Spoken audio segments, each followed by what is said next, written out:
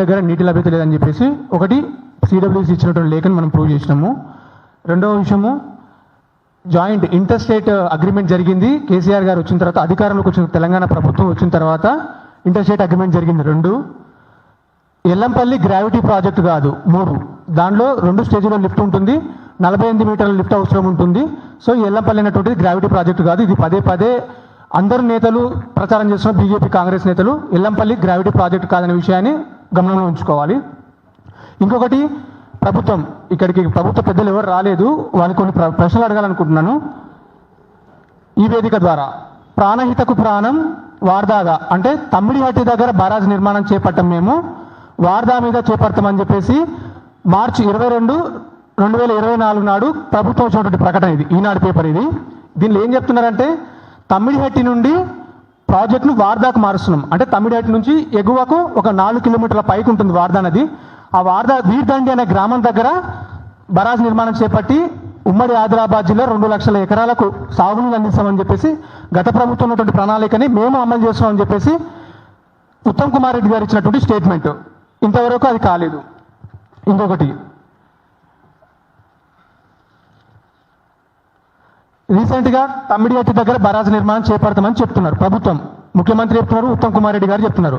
సరే, మేము అడిగేది ఏంటంటే తమ్మిడిహట్టి దగ్గర 44 టీఎంసీల నీటిని మనం ఉపయోగించుకోవచ్చు 148 మీటర్ల ఎత్తులో ఉపయోగించుకుందాం. అక్కడ 48 ఉంటుందా 60 ఉంటాయా ఎన్ని టీఎంసీలు ఉంటాయి కాదు, మీరు బరాజ్ ఏ ఎత్తులో కడతారు? అగ్రిమెంట్ చేసుకున్నటువంటి 148 మీటర్ల ఎత్తులో బరాజ్ నిర్మాణం చేపడతారా, లేదంటే కొత్తగా అగ్రిమెంట్ చేసుకుని 152 మీటర్ల ఎత్తులో బరాజ్ నిర్మాణం చేపడతారా? ఇది స్పష్టంగా కాంగ్రెస్ ప్రభుత్వం ప్రజలకు తెలియజేయాలి. ఎందుకంటే డ్రామాలు ఆడుతున్నారు.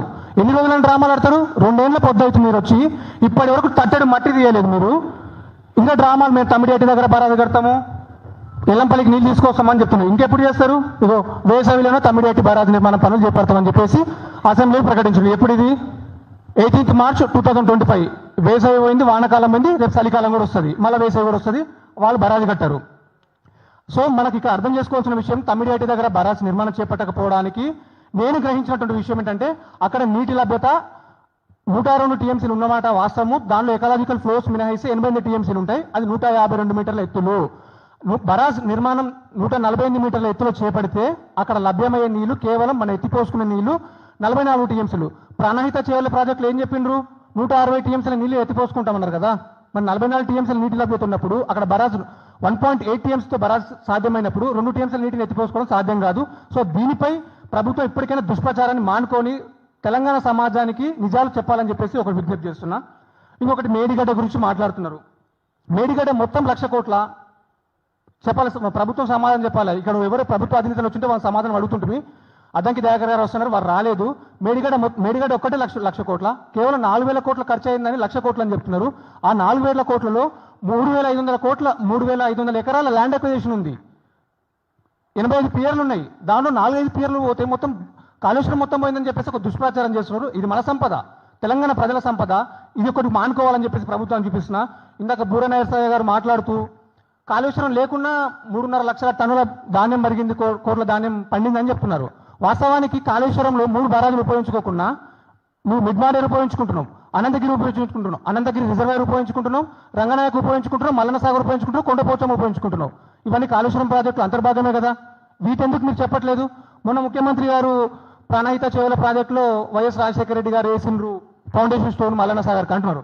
ప్రాణహిత చేవల ప్రాజెక్టులో అసలు అది ఆ డిపిఆర్లో అసలు అది లేదు, మల్లన్న సాగర్ అని లేదు. ఇమాంబాద్ అని ఒక రిజర్వాయర్ ఉంది, అది కేవలం 1.5 టీఎంసీ కెపాసిటీ. 50 టీఎంసీలకు ఎవరు ఆంధ్రప్రదేశ్ ముఖ్యమంత్రి వేసామని చెప్పడానికి మనకు సిగ్గులేదా? మనకు ఇంకా వాళ్ళని భజన చేద్దామా? మనము ఎన్ని రోజులని చేస్తాము? మన ముఖ్యమంత్రి కేసీఆర్ నచ్చినా, నీకు నచ్చినా నచ్చకపోయినా, నాకు నచ్చినా నచ్చకపోయినా, తెలంగాణ రాష్ట్ర ముఖ్యమంత్రి అయినా తెలంగాణ రాష్ట్ర ప్రభుత్వ ప్రజాధనంతో 50 టీఎంసీల మల్లన్న సాగర్ కడితే అది ఆంధ్రప్రదేశ్లో వైఎస్ రాజశేఖర రెడ్డి గారికి కట్టినని చెప్తారు. ఇంతకంటే అన్యాయం ఉంటుందా?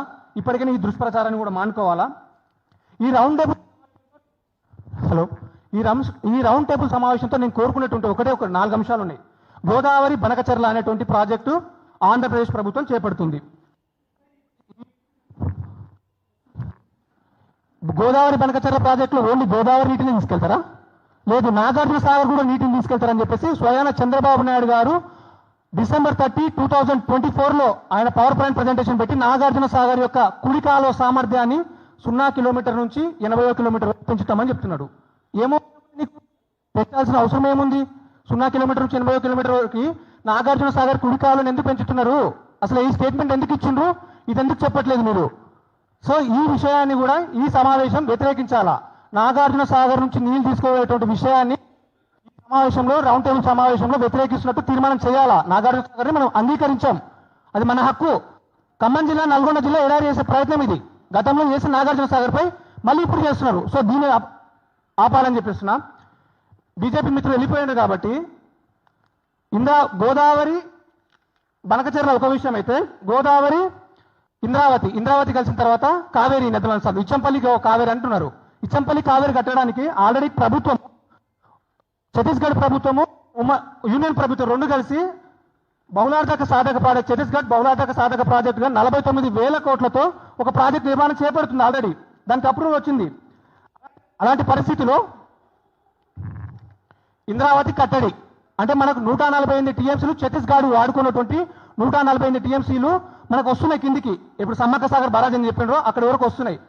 ఆ బరాజ్ నీటిని వాళ్ళు వాడుకుంటామని చెప్పేసి 148 టీఎంసీలను ఛత్తీస్గఢ్ రాష్ట్రం 49,000 కోట్లతో ఛత్తీస్గఢ్ బహుళార్థక సాధక ప్రాజెక్టు నామకరణం చేసి దానికి మహానదికి లింక్ చేసి ఆ ప్రాజెక్ట్ నిర్మాణం చేపట్టుకుంటుంది. దానికి కేంద్ర ప్రభుత్వం కూడా సహకరిస్తుంది. అలాంటప్పుడు నువ్వు మళ్ళీ గోదావరి ఇచ్చంపల్లి అనే ప్రాజెక్ట్ ఎందుకు తెస్తున్నావు? వాటికి నీళ్ళు ఎక్కడి నుంచి తీసుకొస్తావు? దీనికి కేంద్ర ప్రభుత్వం సమాధానం చెప్పాలా, దీన్ని తీసుకొస్తున్నటువంటి రాష్ట్ర ప్రభుత్వం కూడా సమాధానం చెప్పాలా. నాకేమనిపిస్తుంది అంటే, నేను చేసినటువంటి రీసెర్చ్ ప్రకారము ఈ ప్రాజెక్టును ముందు పెట్టి గోదావరి బనకచెర్లకి అనుమతులు ఇవ్వాలనేటువంటి ఒక కుట్ర జరుగుతుందేమన్నటువంటి ఆందోళన నాకు కలుగుతుంది. తెలంగాణ సమాజంలో అందరూ కలుగుతుంది, సహజంగా నాకు కలుగుతుంది. దీనిపై క్లారిటీ ఇవ్వాలి. ఎందుకంటే నీళ్ళే లేనప్పుడు ప్రాజెక్ట్ ఎట్లా కడతారు? నీళ్ళే లేవని చెప్పేసి ఎన్డబ్ల్యూడిఏ వాటర్ స్టడీస్ చెప్తున్నాయి, నీళ్ళు లేవని చెప్పేసి. మరి గోదావరి బనకచెర్ల ఎట్లా కడతారు? దీనికి సమాధానం చెప్పాలా. ఇంకా చంద్రబాబు నాయుడు గారు కానీ జగన్మోహన్ రెడ్డి గారు కానీ పదే మన ప్రాజెక్టులపై చేసినటువంటి లేఖలు, వాళ్ళు గోదావరి నీటిని తీసుకుపోయే ముందు, మేము తీసుకుపోతామని చెప్పే ముందు 13 జూన్ 2018 నాడు కాళేశ్వరం ప్రాజెక్టుకు అన్ని అనుమతులు వచ్చిన తర్వాత చంద్రబాబు నాయుడు గారు రాసినటువంటి లేఖను విత్డ్రా చేసుకోవాలా. ఏం కష్టం వచ్చింది? గోదావరిలో 3,000 టీఎంసీలు ఉంటే నా ప్రాజెక్టుపై నువ్వు ఎందుకు లేఖ రాసినావు?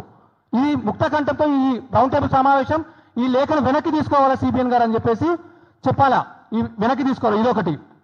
రెండో విషయం, 8/5/2023 మనం సీతారామ ప్రాజెక్టు 67 టీఎంసీలతో కట్టుకుంటే దీన్ని కూడా వెనక్కి, నీళ్లు లేవంట. దీనికి నీళ్లు లేకపోతే 3,000 టీఎంసీలు గోదావరి ఎట్లా కలుస్తున్నాయి? సో దయచేసి నువ్వు ఈ విషయాన్ని కూడా, ఈ లేఖను కూడా ఆంధ్రప్రదేశ్ ప్రభుత్వం వెనక్కి తీసుకోవాలా. భక్తరామదాస్ ప్రాజెక్టు కట్టుకున్నాం. నేను కంక్లూడ్ చేస్తాను. భక్తరామదాస్ ప్రాజెక్టు కూడా చిన్న ప్రాజెక్ట్, ఆ లిఫ్ట్ పెట్టుకుంటే దాన్ని కూడా వ్యతిరేకంగా లేఖలు రాసిండు. వీటిని కూడా వెనక్కి తీసుకోవాలా. పాలమూరు రంగారెడ్డి ప్రాజెక్టుకు, డిండి ప్రాజెక్టుకు, మిగతా చాలా ప్రాజెక్ట్స్ ఉన్నాయి, కొన్ని 10ల సంఖ్యలో ప్రాజెక్ట్స్ ఉన్నాయి. వాటన్నింటినీ వెనక్కి తీసుకోవాలని చెప్పేసి ఈ రౌండ్ టేబుల్ సమావేశం ఆంధ్రప్రదేశ్ ప్రభుత్వం డిమాండ్ చేయాలని విజ్ఞప్తి చేస్తూ, కాళేశ్వరం ప్రాజెక్ట్ అనేటువంటిది తెలంగాణ జీవధార. అది ఎవరు ఒప్పుకున్నా ఒప్పుకోకపోయినా, నువ్వు ప్రాణహిత దగ్గర తమిళేటి దగ్గర బరాజు కడతావా, మేడిగడ్డ దగ్గర నీళ్ళు ఎత్తిపోస్తావా? కాదు. 195 టీఎంసీల నీటి వినియోగం జరిస్తారా? అది ఎక్కడి నుంచి చేసి తెలంగాణ రాష్ట్రాన్ని బతికించాలనేటువంటి సంకల్పాన్ని అందరు తీసుకోవాలి పార్టీల ఖచ్చితంగా అని చెప్పేసి సూచిస్తూ ఈ అవకాశం ఇచ్చిన పెద్దలందరికీ ధన్యవాదాలు. జై తెలంగాణ. థ్యాంక్ యూ రాము. ఆంధ్రప్రదేశ్ ప్రభుత్వం గోదావరి జలాలను తీసుకుపోవడానికి చేస్తున్న కుట్రలను ఖచ్చితంగా వ్యతిరేకించాలి. అదేవిధంగా కాళేశ్వరం ద్వారా తెలంగాణకు అందుతున్నటువంటి జిల్లాల యొక్క ప్రాముఖ్యతను తెలిపారు. ఇప్పుడు సీనియర్ జర్నలిస్ట్ నర్రా విజయ్ గారిని మాట్లాడాల్సిందిగా కోరుతున్నాను.